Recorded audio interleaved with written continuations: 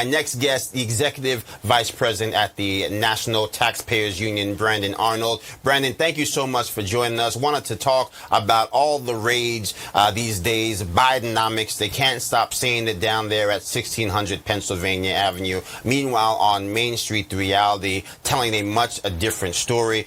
They want to keep complaining about the fact that Republicans are trying to lampoon them for pointing out the obvious, that Joe Biden didn't create a single job. We just had Americans going back to work after a once-in-a-generational pandemic. Yeah, that's absolutely right. We saw a huge increase in jobs. We saw the unemployment figures go down. But it wasn't because of government action. It's because we reopened the economy. Similarly, we see the deficit numbers. Biden trying to claim that he reduced the deficit. He didn't really reduce the deficit by doing anything. All of these programs that we had during the pandemic that spent trillions and trillions of dollars, well, they stopped.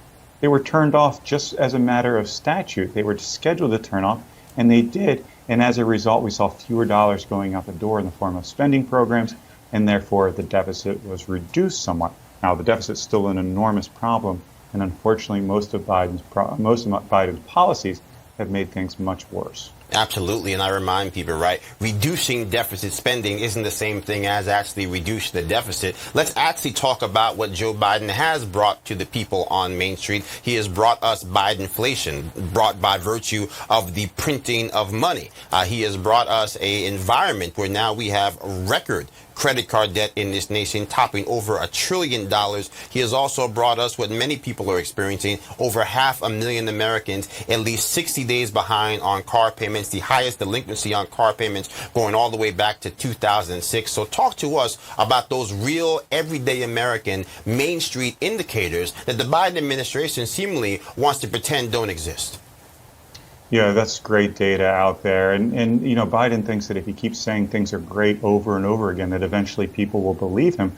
I don't think that's the case, because people recognize their budgets have been absolutely devastated by inflation. That problem has caused people to max out their credit cards. It's caused them to miss payments on their cars, their homes. We're just kind of at the precipice of this problem. But my fear is that if we see this aggressive action continue from the Fed in the form of raising interest rates, well, if you're on an adjustable rate mortgage, or if you have thousands of dollars of credit card debt and you're struggling to make the payments on them, when the interest rates go up, that makes those payments bigger, and it makes that debt spiral more likely. So what we could see here, and I hope we don't, but what we could see is a consumer debt spiral that leads to mass bankruptcies, that leads to a full-scale recession. We need to avoid that. We need to be mindful of working class Americans as we're conducting policy in Washington, D.C. I don't think this administration has done so, and by and large, Congress hasn't done a lot better. Absolutely. You talk about all of these factors, right? The perfect storm. The credit card is maxed out. The savings account are empty. Americans saving less than we've ever saved in modern history. And again, we weren't saving that much to begin with. And now, again, you talk about these, what I call this kind of war of attrition, a Biden administration that is hell-bent on avoiding a recession by effectively leaning into inflation. And you have Powell over there at the Fed who is saying, not on my watch, not on my legacy. And so he is trying to combat the inflation by driving us further to recession. I feel like Americans are like that old cartoon with one foot in one boat, the other foot in the other boat, as the split gets wider and wider, and we threaten to fall into the creek beneath. Yeah, I think you're absolutely right. And the problem is the way we've combated inflation to date is by trying to destroy demand. Destroying demand is another form of making people poorer. And the philosophy there is if we make people poor, they won't have money to go out and buy stuff. If they don't go out and buy stuff, then we're reducing demand and therefore prices will fall. That's not really the best way of reducing inflation, if you ask me. It may be effective, but I don't want to make people poorer. What we ought to do is increase supply. We go back to Econ 101. Increasing supply will also reduce prices, and it'll do so in a less painful fashion. So that means cranking out more energy supply, something Biden has been hostile toward. It means rewarding rather than punishing our manufacturing sector, making sure there's incentives to build factories, to expand factories, to produce more agricultural products here on American soil. If we can do all of those things, then we can drop inflation by increasing supply. That'll lower prices, and that'll make us better off in the process. Absolutely. Again, you're looking at these factors that are driving this environment. It's very difficult to ignore them. There was a report that came out. We have over the first half of this year, we have bankruptcies, Chapter 11 up nearly 70%. We're seeing now corporate bankruptcies also starting to creep up. So talk to us a little bit about those factors and what everyday Americans can and should be doing to protect themselves, particularly those who are watching that savings account dwindling, who are seeing their disposable income really pushed to the brink. Yeah, I mean, it's really difficult because I think a lot of Americans have been employing these strategies for 2 years now. They've been switching from brand name products to generics to save a few bucks at the grocery store. They've been skipping out on vacations and maybe eating out less, even though the grocery bills are quite high. It's a little bit lower than going out for dinner on Friday night. So Americans have taken a lot of these steps, and unfortunately, one of the steps that they've taken is loading up those credit card bills. Like you said, $1 trillion collectively on America's credit card bills, and each credit card holder is now carrying about $5,700 in debt. So it's a really tough path to get out of. What we need is better responses from Washington, D.C. And there's no easy solutions. Once you find yourself in that level of debt, there's really no easy solutions. We do need some help from policymakers who have created this mess by and large. But unfortunately, there's not a clear-cut path to generating prosperity, especially if we continue to see the Fed raising interest rates in a fashion that's going to destroy a lot more personal wealth.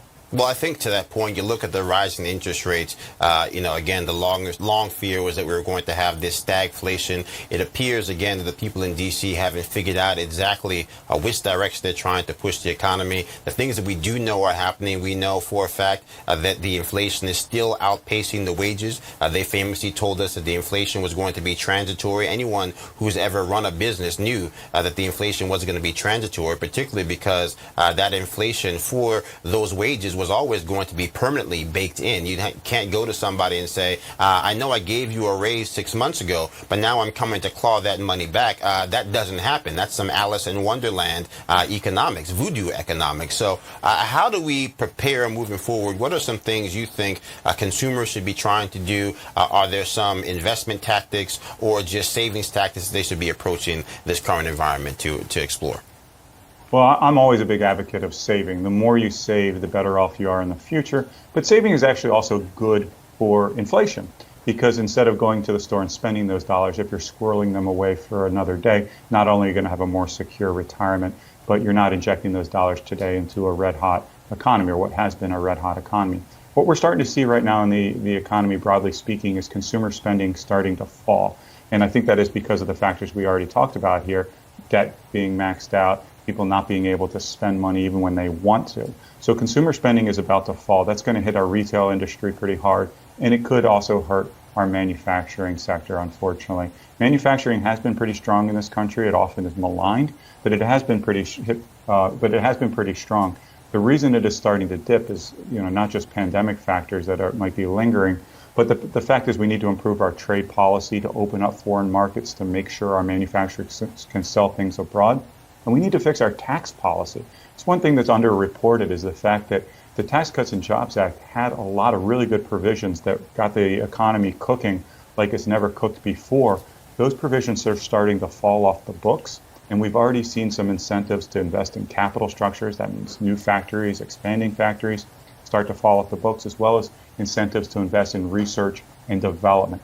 Absolutely critical for our businesses across the board to continue to create jobs, to raise wages, and to succeed in a globally competitive environment. We need to fix those policies. Right. The Republicans on Capitol Hill are working on it. Unfortunately, they need to bring the Democrats along as well. Absolutely. Reminding people we had 7 million new jobs created in a pre-pandemic economy under President Trump, when most people said that at best we would create 1, worse we would lose 2. Brandon, thank you so much for keeping people informed what they need to know on the economic status of America. The con that is Bidenomics rolls on, but we can fight it down in D.C. with good stewardship. Thanks so much for joining us, and keep it locked here